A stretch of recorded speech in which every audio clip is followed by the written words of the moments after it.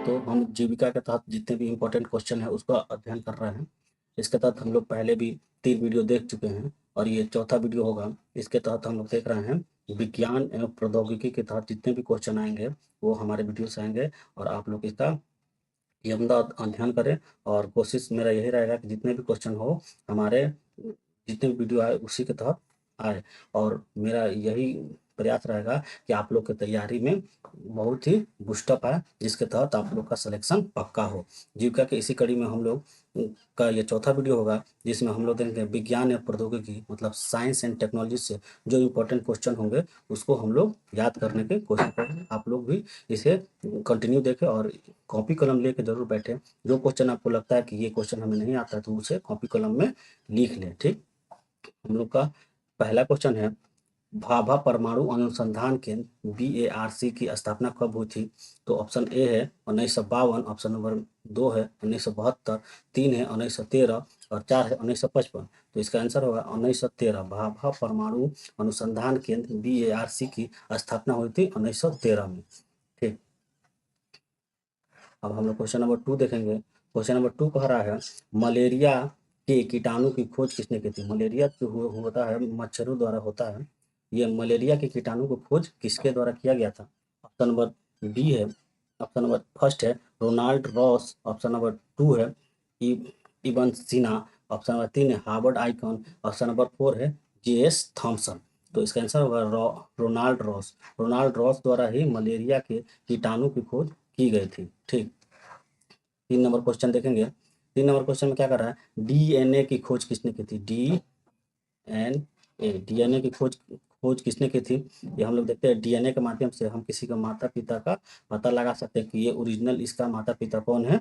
इससे DNA के माध्यम से हम लोग पता लगाते हैं। ठीक, DNA की खोज किसके द्वारा किया गया था? ऑप्शन नंबर ए में दिया है वाटसन और क्रिक, ऑप्शन नंबर बी दिया है team Burnley, option number C 3 दिया है वाटसन एवं क्रिक और ऑप्शन नंबर 4 दिया है बिल गेट। ये नहीं होगा, देखिए वाटसन एवं क्रिक ही आंसर होगा। 2 को ऑप्शन में दे दिया है तो आप ये भी लगा सकते हैं और ये भी लगा सकते हैं। इसका आंसर होगा वाटसन एवं क्रिक। ठीक, ऑप्शन नंबर क्वेश्चन नंबर 4 देखेंगे राष्ट्रीय विज्ञान एवं प्रौद्योगिकी की स्थापना कब हुई थी? ये आपके लिए बहुत ही इंपॉर्टेंट है। राष्ट्रीय विज्ञान एवं प्रौद्योगिकी की स्थापना कब हुई थी? ऑप्शन नंबर ए में दिया है 12 अक्टूबर 1990, बी में मतलब 2 में दिया है 13 अप्रैल 2000, 3 में दिया 15 अप्रैल 1990 और 4 में दिया 14 दिसंबर 1974। तो इसका आंसर होगा 15 अक्टूबर 1990। 15 अक्टूबर 1990 में राष्ट्रीय विज्ञान एवं प्रौद्योगिकी की स्थापना की गई थी। हैजा के टीका की खोज किसने की थी? तो ऑप्शन 1 में दिया है रॉबर्ट कोच, ऑप्शन 2 में दिया चार्ल्स कोच, ऑप्शन नंबर 3 में दिया है जेम्स वाटसन, ऑप्शन नंबर 4 में दिया है अलेक्जेंडर फ्लेमिंग। तो हैजा के टीका की खोज किसके द्वारा किया गया था? आंसर होगा रॉबर्ट कोच द्वारा। हैजा के टीका खोज किसके द्वारा किया गया था? रॉबर्ट कोच द्वारा, रॉबर्ट कोच के द्वारा किया गया था। हैजा हैजा एक बीमारी है जिसके तहत हमारे शरीर का अंग प्रभावित होता है। आगे देखेंगे हृदय प्रत्यारोपण। हृदय प्रत्यारोपण की खोज किसके द्वारा की गई थी? हृदय प्रत्यारोपण खोज किसके द्वारा की गई थी? ऑप्शन नंबर ए में दिया है एडवर्ड जेनर, 2 में दिया है क्रिश्चियन बर्नार्ड, 3 में दिया है रॉबर्ट साल, 4 में दिया फ्रेडरिक बेटी। तो इसका आंसर होगा तो हृदय प्रत्यारोपण की खोज क्रिश्चियन बर्नार्ड द्वारा हृदय प्रत्यारोपण की खोज की गई थी। ठीक, क्वेश्चन नंबर 6 देखिए मानव निर्मित प्रथम उपग्रह कौन था? मानव द्वारा निर्मित प्रथम उपग्रह कौन था? देखिए पृथ्वी का एक ही उपग्रह है, मतलब उपग्रह जिसे सैटेलाइट इंग्लिश में कहते हैं। तो पृथ्वी का एक ही उपग्रह कौन है? चांद। हम लोग मून देखते हैं, मून जो है पृथ्वी का एकमात्र उपग्रह है। ठीक, कृत्रिम उपग्रह नहीं है, वो प्राकृतिक उपग्रह है। और मानव द्वारा तो कई उपग्रह मतलब बनाए गए हैं। अगर पूछे कि मानव का निर्मित प्रथम सैटेलाइट कौन है, कृत्रिम सैटेलाइट पूछे या उपग्रह पूछे, दोनों चीज एक हुआ। इंग्लिश में सैटेलाइट बोला जाता है, हिंदी में उपग्रह बोला जाता है। ठीक, तो मानव द्वारा प्रथम कृत्रिम उपग्रह कौन है? ऑप्शन ए में दिया है टेस्ला, बी में अपोलो और 3 में दिया है स्पुतनिक फर्स्ट और 4 में दिया है आर्यभट्ट। तो इसका आंसर होगा स्पुतनिक फर्स्ट। स्पुतनिक फर्स्ट द्वारा मानव द्वारा प्रथम निर्मित कृत्रिम उपग्रह है। ठीक, अब देखिए क्वेश्चन नंबर 8 में दिया है रेबीज के टीके, रेबीज के टीके की खोज किसने की थी? रेबीज जो होता है, रेबी नामक बीमारी कुत्ते के काटने से होता है। रेबीज के टीके की खोज किनके द्वारा की गई थी? ऑप्शन ए में दिया है ट्रेजर, ऑप्शन 2 में दिया अलेक्जेंडर फ्लेमिंग, 3 में दिया बर्ड्समैन और 4 में दिया लुईस पास्कल। तो इसका आंसर क्या होगा? इसका आंसर होगा लुईस पास्चर। लुईस पास्चर के द्वारा ही रेबीज के टीका की खोज की गई थी। क्वेश्चन नंबर अब 9 में देखेंगे। 9 में क्या कह रहा है?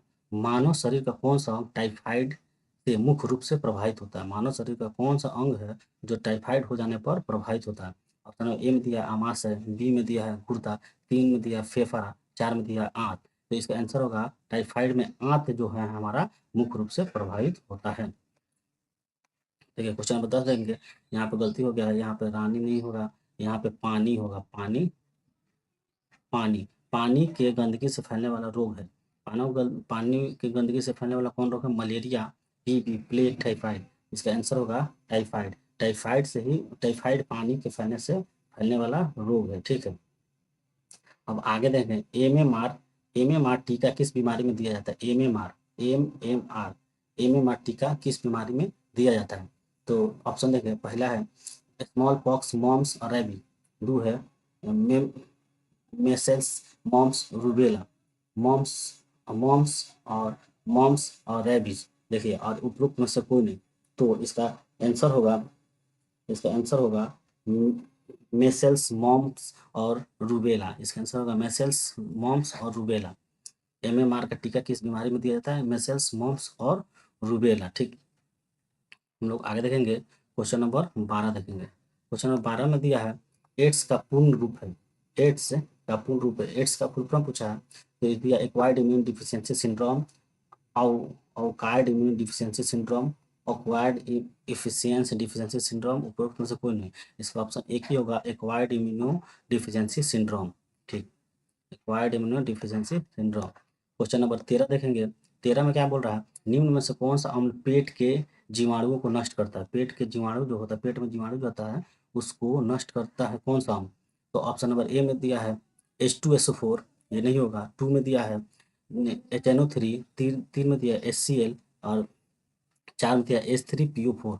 तो इसका आंसर होगा HCl। पेट में HCl नामक अम्ल पाया जाता है, उसी से जीवाणु का नष्ट होता है। ऑप्शन नंबर 14 में देखिए, होम्योफीलिया एक आनुवांशिक रोग है जिसका परिणाम क्या होता है? होम्योफीलिया एक आनुवांशिक रोग है, ये इसे महारानी का भी रोग कहा जाता है।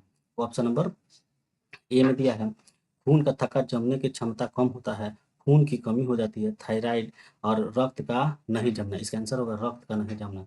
रक्त क्या होता है? जब हेमोफीलिया नामक रोग हो जाता है तो रक्त अगर कट जाए तो खून निकलते निकलते वहाँ मर जाएगा, वहाँ पर रक्त का थक्का ही नहीं जमेगा। ठीक, क्वेश्चन नंबर 15 में दिया है डिप्थीरिया रोग से ग्रस्त होती है। डिप्थीरिया रोग होता है तो उसको कौन सा भाग को ग्रसित करता है? यही क्वेश्चन है। और ऑप्शन देखेंगे। ऑप्शन का दिया है कि यकृत, गला, फेफड़ा और आमाशय। डिप्थीरिया रोग में गला गला जो होता है, गला ग्रसित होता है डिप्थीरिया रोग में। ठीक है, ये शिशु में होता है। 16 नंबर क्वेश्चन देखेंगे। मलेरिया रोग प्रभावित करता है। मलेरिया जिसको होता है, मलेरिया रोग कौन सा शरीर को प्रभावित करता है? फेफड़े को, यकृत को, प्लीहा को या गले को?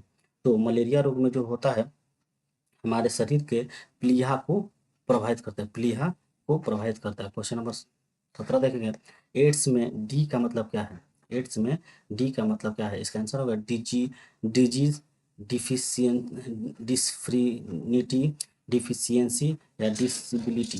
इसका आंसर होगा डी का अर्थ होगा एक्वायर्ड इम्यून डिफिशियंसी सिंड्रोम होता है। तो इसका डी का मतलब होगा डिफिशियंसी। डिफिशियंसी आपको फुल फॉर्म याद है तो इसका कोई भी वर्ड का मतलब पूछे आप बता सकते हैं। 18 नंबर क्वेश्चन है ग्लूकोमा एवं ट्रेकोमा किस अंग का रोग है? ग्लूकोमा व ट्रेकोमा किस अंग का रोग है?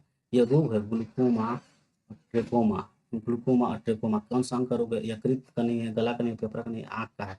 ग्लूकोमा और ट्रेकोमा आँख का रोग है, ये आँख में होता है। ठीक, और क्वेश्चन 19 देखेंगे। 19 में क्या बोल रहा है?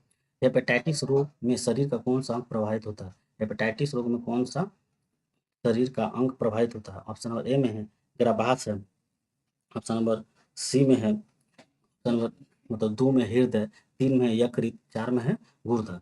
तो इसका आंसर होगा ऑप्शन नंबर 19 का ऑप्शन नंबर यकृत। यकृत, इसका आंसर होगा यकृत। ठीक, यकृत मारेंगे। हेपेटाइटिस रोग में मानव शरीर कौन सा अंग प्रभावित होता है? यकृत। ठीक।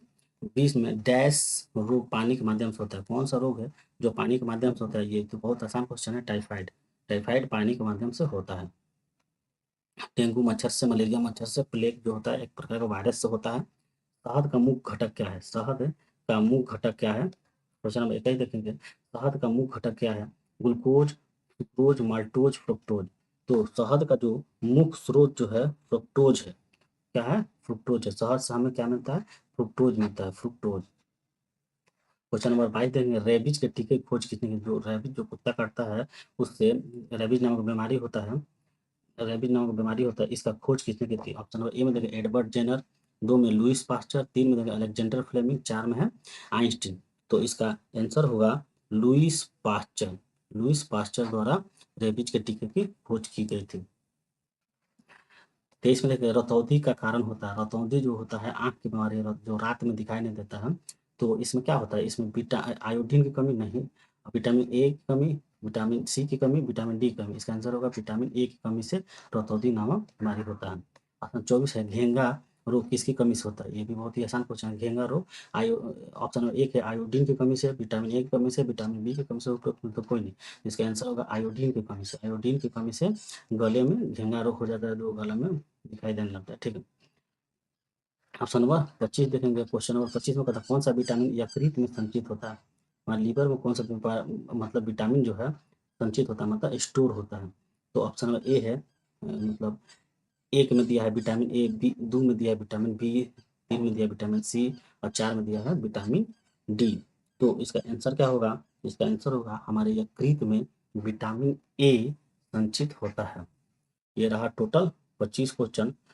धन्यवाद दोस्तों। अगर आपको ये वीडियो पसंद आया तो आप इस वीडियो को, मेरे चैनल को लाइक करें, सब्सक्राइब करें और अपने दोस्तों के बीच में शेयर करें ताकि उनका भी प्रिपरेशन आसान हो। ये जो वीडियो है ये केवल केवल जीविका के लिए नहीं, ये बीएसएससी की भी जो तैयारी कर रहे हैं, रेलवे की भी तैयारी कर रहे हैं, या किसी अन्य कंपटीशन, जो भी अन्य कंपटीशन की तैयारी कर रहे हैं उसके लिए ये इम्पोर्टेंट वीडियो है। आप लोग इसका इस सारे क्वेश्चन का गहन अध्ययन करें। अगर आपको जितना आता है वो बहुत ही बढ़िया। अगर जो क्वेश्चन आपको नहीं आता है उसे कॉपी कलम लेकर नोट डाउन करें। जितना नोट डाउन करके आप रखेंगे आपका उतना ही तैयारी इन्हांस होगा। तो आज के लिए बस इतना ही। हम कीप लर्निंग कीप ग्रोइंग, जितना आप पढ़िएगा उतना आपका ग्रो होगा। धन्यवाद।